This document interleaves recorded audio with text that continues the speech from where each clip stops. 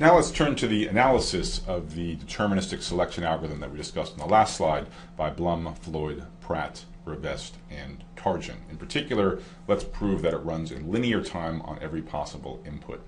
Let's remind you what the algorithm is. So the idea is we just take the rselect algorithm, but instead of choosing a pivot at random, we do quite a bit more work to choose what we hope is going to be a guaranteed pretty good pivot. So again, lines 1 through 3 are the new choose pivot subroutine, and it's essentially implementing a 2-round knockout tournament.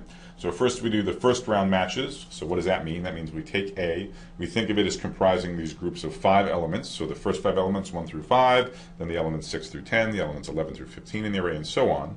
We sort each of those 5 using, let's say, merge sort, although it doesn't matter much. Then the winner of each of these n over 5 first round matches is the median of those 5. That is the third largest element out of the 5. So we take those n over 5 first round winners, the middle element of each of the 5 in the sorted groups. We copy those over into a new array, capital C, of length n over 5. And then we run the second round of our tournament, at which we elect the median of these n over 5 first round winners as our final pivot, as our final winner. So we do that by recursively calling deselect on C. It has length n over 5. We're looking for the median, so that's the n over 10th order statistic in that array. So we call the pivot P, and then we just proceed exactly like we did in the randomized case. That is, we partition A around the pivot, we get a first part, a second part, and we recurse on the left side or the right side as appropriate, depending on whether the pivot is less than or bigger than the element that we're looking for. So the claim is, believe it or not, that this algorithm runs in linear time. Now, you'd be right to be a little skeptical of that claim. Certainly you should be demanding from me some kind of mathematical argument about this linear time claim. It's not at all clear that that's true. One reason for skepticism is that this is an unusually extravagant algorithm in 2 senses for something that's going to run in linear time. First is its extravagant use of recursion. There are 2 different recursive calls, as discussed in the previous video, and we have not yet seen any algorithm that makes 2 recursive calls and runs in linear time. The best case scenario was always n log n time for our 2 recursive call algorithms like merge sort or quick sort. The second reason is that outside of the recursive calls, it seems like it does kind of a lot of work as well. So to drill down on that point and get a better understanding for how much work this algorithm is doing, the next quiz asks you to focus just on line 1. So when we sort groups of 5 in the input array, how long does that take? So the correct answer to this quiz is the third answer. Maybe you would have guessed that, given that I'm claiming that the whole algorithm takes linear time. You could have guessed that this subroutine wouldn't be worse than linear time. But you should also be wondering, isn't sorting always n log n? So aren't we doing sorting here? Why isn't the n log n thing kicking in? The reason is we're doing something much, much more modest than sorting the length n input array.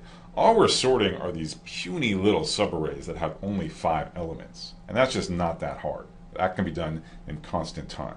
So let me be a little more precise about it.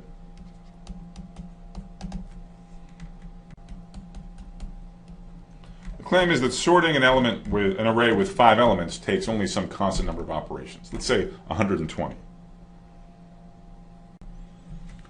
Where did this number 120 come from? Well, for example, suppose we use merge sort.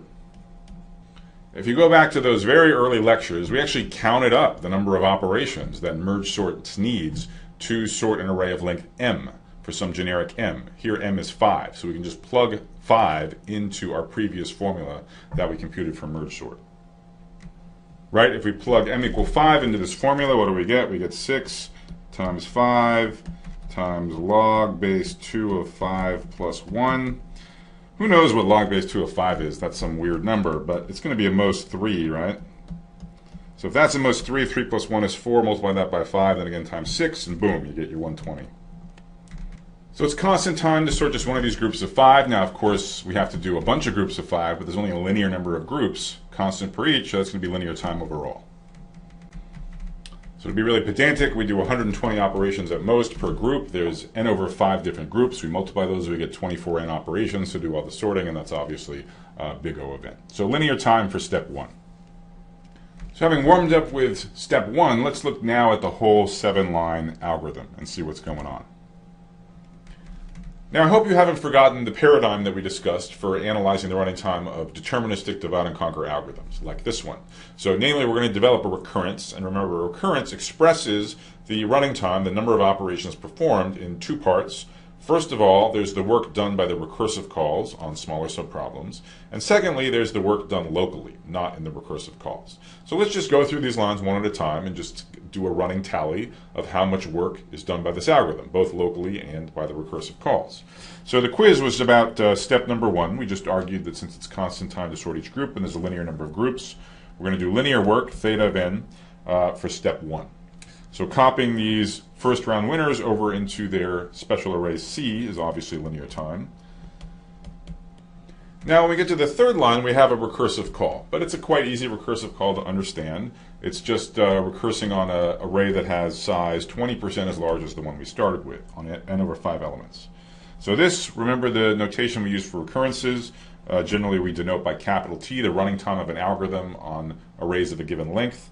So this is going to be the running time that our algorithm has in the worst case on inputs of length n over 5, because n over 5 is the length of the array that we're passing to this recursive call.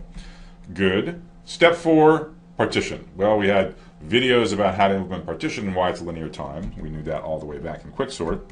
So that's definitely theta of n. Step 5 is constant time. I'm not going to worry about it. And finally, we get to lines 6 and 7. So at most, one of these will execute. So in either case, there's one recursive call. So that's fine. We know in recurrences, when there's a recursive call, we just write capital T of whatever the input length is. So we just have to figure out what the input length here is. It was n over 5 in line 3. So we just have to figure out what it is in line 6 or 7. Oh yeah, now we're remembering why we didn't use recurrences when we discussed randomized quicksort and the randomized selection algorithm.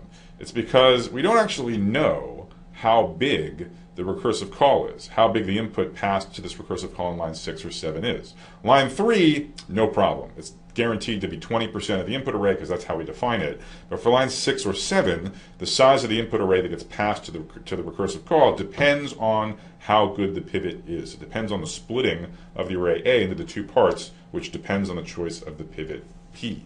So at the moment, all we can write is T of question mark.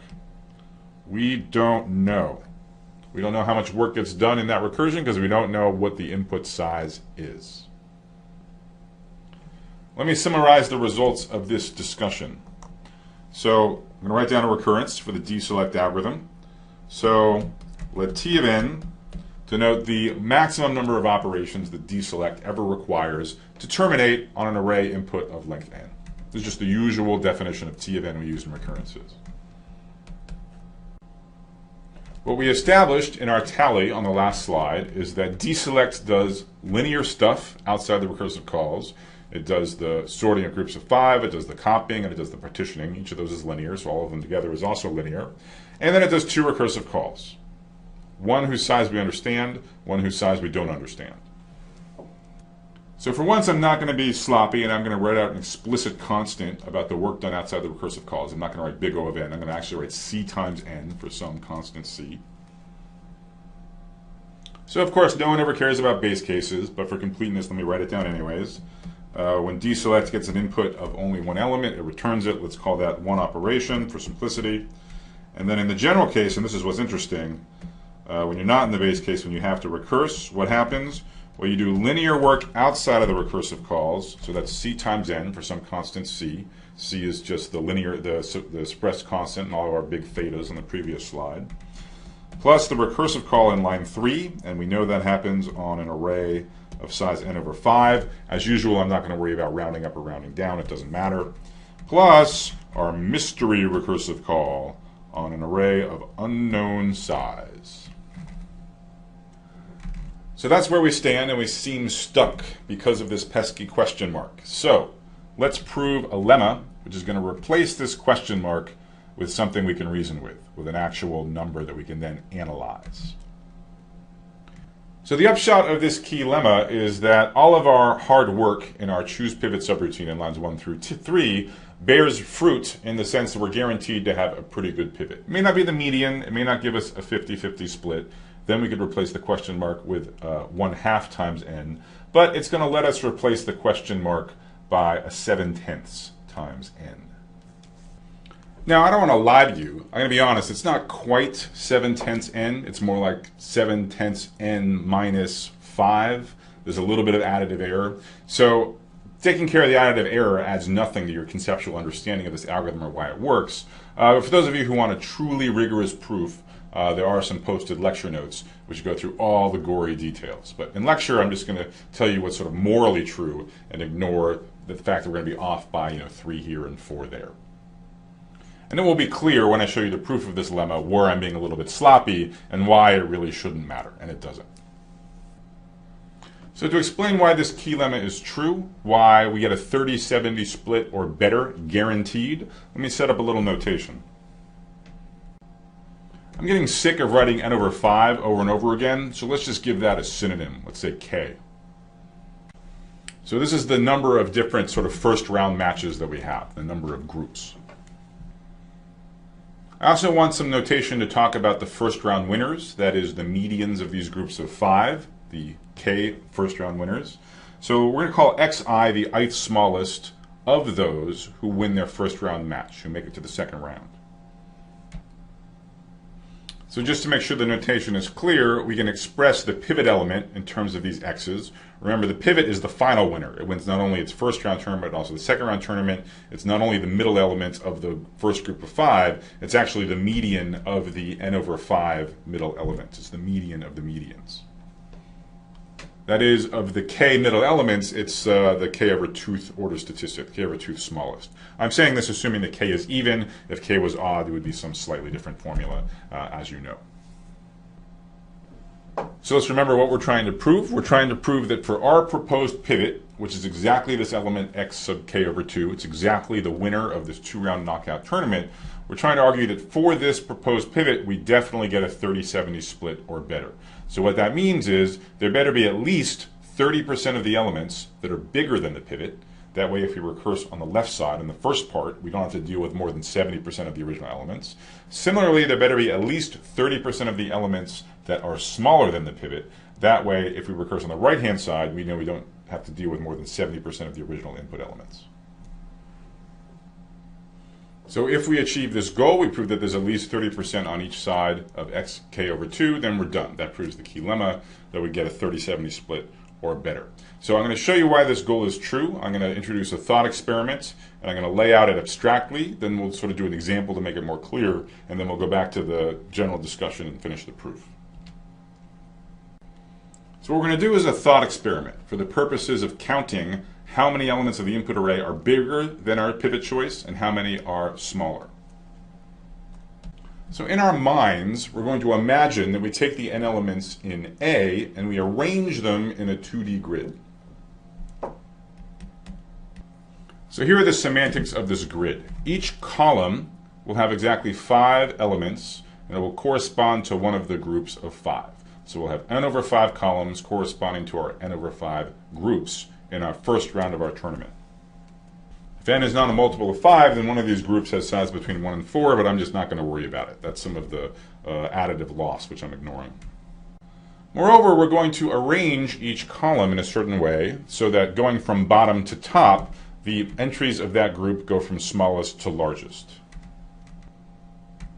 So this means that in this grid we have 5 rows, and the middle row, the third row, corresponds exactly to the middle elements, to the winners of the first round matches. So because these middle elements, these first round winners, are treated specially, I'm going to denote them with big squares.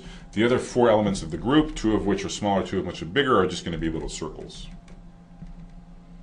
Furthermore, in this thought experiment, in our mind, we're going to arrange the columns from left to right in order of increasing value of the middle element. Now remember, I introduced this notation, x sub I is the ith smallest amongst the middle elements. So a different way of what I'm trying to say is that the leftmost column is the group that has x1 as its middle element. So among the n over 5 middle elements, one of the groups has the smallest middle element. We put that all the way on the left. So this is going to be x1 in the first column, the smallest of the first round winners. x2 is the second smallest of the first round winners. x3 is the third smallest, and so on. At some point we get to the median of the first round winners, xk over 2, and then way at the right is the largest of the first round winners. And I'm sure that you remember that the median of medians, which is xk over 2, is exactly our pivot. So this is our lucky winner. I know this is a lot to absorb, so I'm going to go ahead and go through an example. If what I've said so far makes perfect sense, you should feel free to skip the following example. But if there's still some details you're wondering about, I'm hoping this example will make everything crystal clear. So let's suppose we have an input array. I need a slightly big one to make the grid make sense. So let's say there's an input array of 20 elements. So there's going to be the input array, which is in a totally arbitrary order. There's going to be the version of the array after we sort each group of 5. And then I'm going to show you the grid. So here's the input array we're going to use. Let's now go ahead and delineate the various groups of 5. So after sorting each group, we get the following. From each group, there's a single winner, namely the middle element. So that would be the 12 and the 6 and the 9 and the 14. Those are the 4 survivors from the first round of the tournament. And the median of these 4 elements, which at the end of the day is going to be our pivot, is the second smallest of the 4. That's how we define the median for an even number of elements. So that's going to be the 9. So this first transformation from the input array to this vaguely mini-sorted version of this input array with the groups of 5 sorted, this we actually do in the code. This happens in the algorithm. Now this grid we're just doing in our minds. Okay? We're just in the middle of proving why the algorithm is fast, why the pivot's guaranteed to give us close to a 30-70 split or better. So let me show you an example of this grid in our mind, what it looks like for this particular input. So the grid always has 5 rows. The columns always have 5 elements because the columns correspond to the groups. Here, because n equals 20, n over 5 is 4. So there's going to be 4 columns and 5 rows. And moreover, we arrange the columns from left to right so that these middle elements go from smallest to largest. So our middle elements are 6, 9, 12, and 14, and we're going to draw the columns in that order from left to right. So first we'll write down the middle elements, the middle row, from decreasing to increasing, 6, 9, 12, 14. Again, the median of these is our pivot, which is the 9. And then each column is just the other 4 elements that goes along with this middle element from decreasing to increasing as we go from bottom to top. So this is the grid that we've been talking about on the other slide in this particular example. So I hope that makes what we're talking about clear, what these X's mean and what order we have amongst the rows, amongst the columns, and so on. So let's go back to the general argument. Here is the key point. Here is why we're doing this entire thought experiment. It's going to let us prove our key lemma that we get a 30-70 split or better. 30% of the stuff at least is less than the pivot. 30% of the stuff at least is bigger than the pivot. So why is there at least 30% of the stuff below the pivot? Why is the pivot bigger than at least 30%? Well, it's bigger than everything to the left and everything below the stuff to the left. That is, we know that xk over 2 is bigger than the k over 2 minus 1 elements that are to the left of it, those other middle elements that it's bigger than. That's because it's the median of the medians. So if we just go straight west from the pivot, we only see stuff which is less. Furthermore, these columns are arranged from decreasing to increasing order as we go from south to north, from bottom to top. So if we travel south from any of these smaller x sub i's, we only see stuff which is still smaller. So all we're using here is transitivity of the less than relation. You go straight west, you see stuff which is only smaller. From any of those points, if you go southward, you'll see stuff which is even smaller than that. So this entire yellow region, everything southwest of the pivot elements is smaller than it.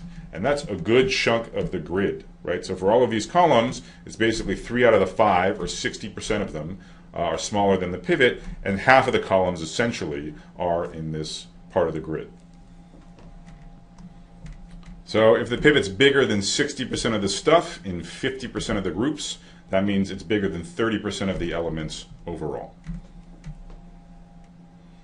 And if we reason in an exactly symmetric way, we find that the pivot is also smaller than at least 30% of the array. So to find things bigger than the pivot, what do? First, we travel eastward. That gives us middle elements that are only bigger than it. And then we stop wherever we want on our eastward journey and we head north. And we're going to see stuff which is still bigger. So this entire northeastern corner is bigger than the pivot element. And again, that's 50%. That's at 60% of roughly 50% of the groups. Returning to our example, the southwest region of the 9 is this stuff, 1, 3, 4, 5, 6. Certainly all of that is smaller than the 9. You'll notice there's other things smaller than the 9 as well. There's the 8, there's the 2, there's the 7, which we're not counting. But it depends on the exact array, whether or not in those positions you're going to have stuff smaller than the pivot or not. So it's this yellow region we're guaranteed to be smaller than the pivot. Similarly, everything northeast of the pivot is bigger than it. Those are all double-digit numbers, and our pivot is 9. Again, there's some other stuff in other regions bigger than the pivot, the 20, the 10, the 11. But again, those are positions where we can't be guaranteed that it will be bigger than the pivot. So it's the yellow regions which are guaranteed to be bigger and smaller than the pivot. And that gives us the guaranteed 30-70 split. Okay, so that proof was hard work, showing that this deterministic choose pivot subroutine guarantees a 30-70 split or better. And you probably feel a little exhausted and like we deserve a QED at this point. But we haven't earned it. We have not at all proved that this deterministic selection algorithm runs in linear time. Why doesn't a guaranteed 30-70 split guarantee us linear time automatically? Well, we had to work pretty hard to figure out this element guaranteeing this 30-70 split. In particular, we had to invoke another recursive call.